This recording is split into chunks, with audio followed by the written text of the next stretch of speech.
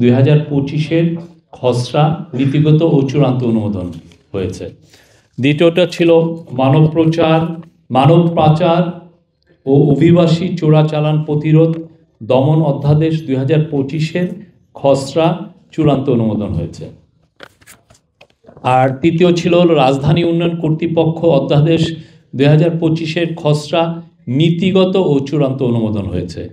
আর 4 হচ্ছিল জাতীয় মানবাধিকার কমিশন অধ্যাদেশ 2025 এর সংশোধন প্রস্তাব নীতিগত চূড়ান্ত অনুমোদন হয়েছে।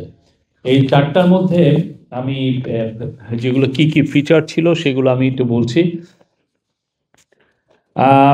আপনারা জানেন যে দুর্নীতি দমন কমিশনের উপর আমাদের একটা চিফ অ্যাডভাইজার একটি ইন্টারিম গভর্নমেন্ট একটি রিফর্ম কমিশন করেছিলেন। তাদের অনেকগুলো বাংলাদেশে দুর্নীতিকে কিভাবে দমন করা যায় সেই বিষয়ে তাদের সুনির্দিষ্ট অনেকগুলো প্রস্তাব ছিল। সে বিষয়ে একটা বড় রিপোর্টও ওনারা সাবমিট করেছিলেন।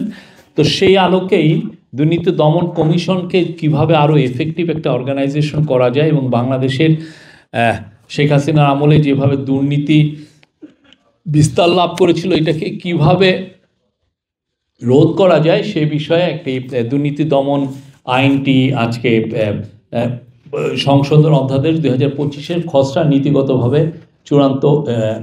নীতিগত ও চূড়ান্ত অনুমোদন হয়েছে। এখানে মূল যে জিনিসটা ছিল লাস্ট মোমেন্ট, এটা বেশ কয়েক সপ্তাহ ধরে এটা নিয়ে ডিবেট হচ্ছিল।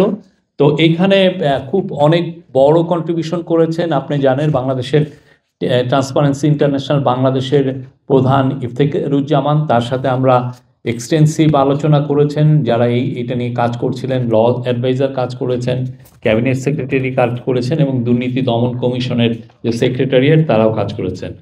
এখানে একটা লাস্ট মোমেন্টে এটা একটা ওভারসাইট বডি, যেটা বাছাই কমিটি, সেটা একটি ওভারসাইট বডি হিসাবে কাজ করার কথা ছিল, সেটাকে ড্রপ করা হয়েছে। কেননা আমাদের দেশে যে দুর্নীতির যেভাবে লেয়ারে আছে, দেখা যাচ্ছে যে ওভারসাইট একটা বডি করলেও সেখানেও আবার দুর্নীতি বিস্তার লাভ পেতে পারে।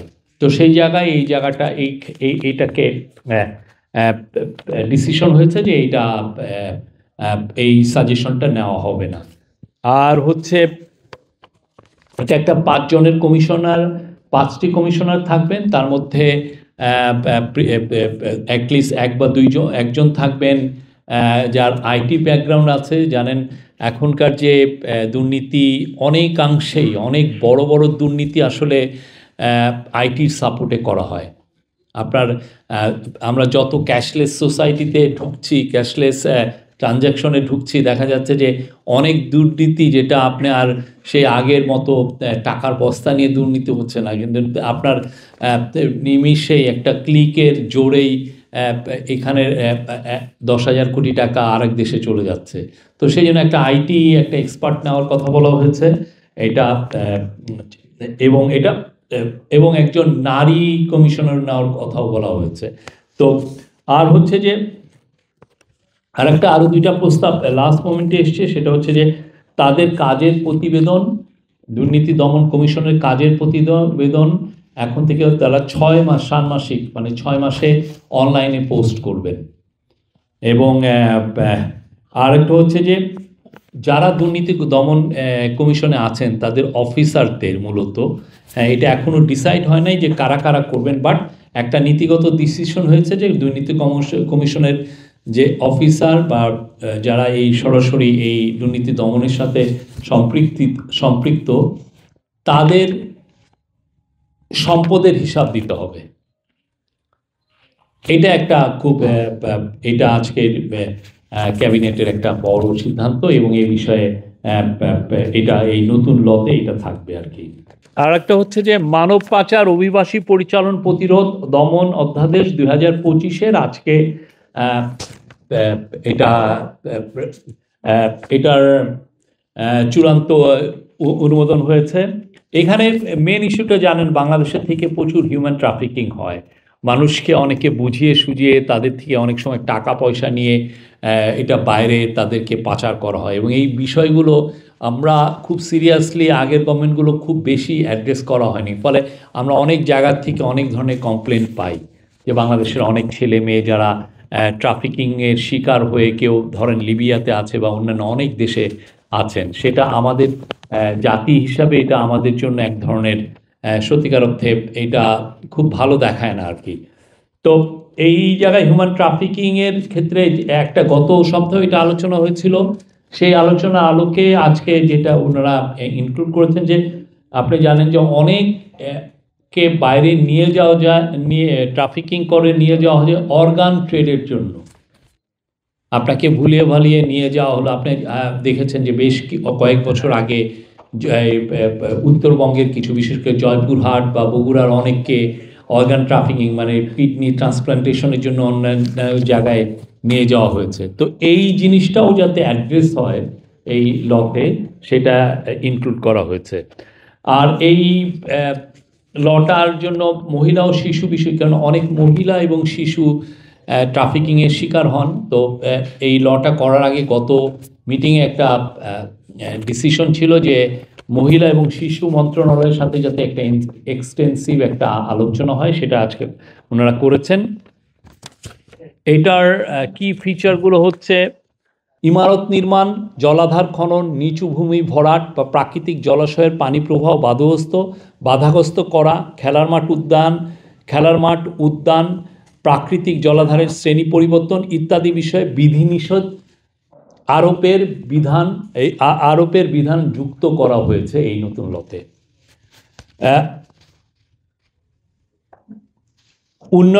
রাজুকের উন্নয়ন কর্তৃক অনুমোদিত নকশার ব্যত্যয় করে ভবন নির্মাণের ক্ষেত্রে দণ্ড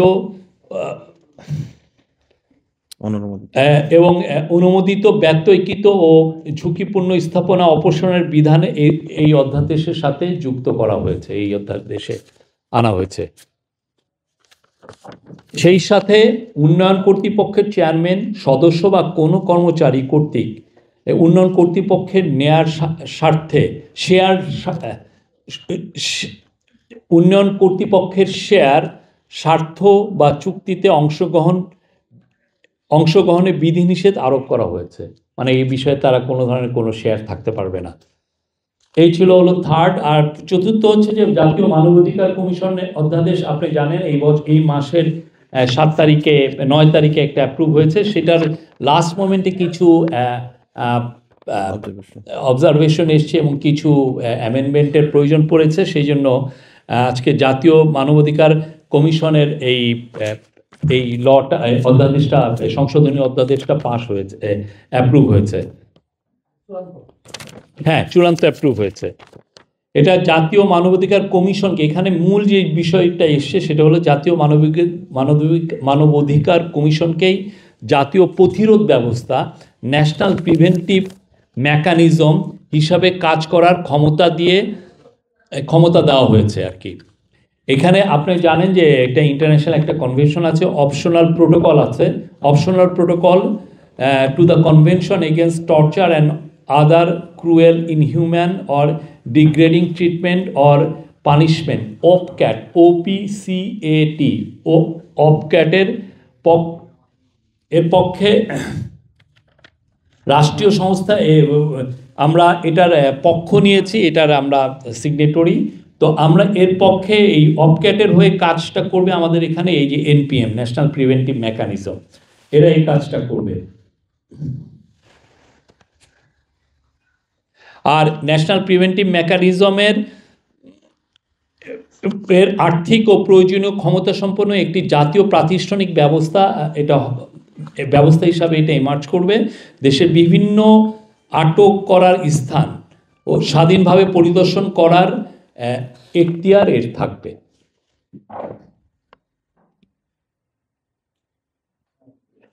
OPCAT-এর অধীনে জাতীয় মানবাধিকার কমিশনকে OPCAT-এর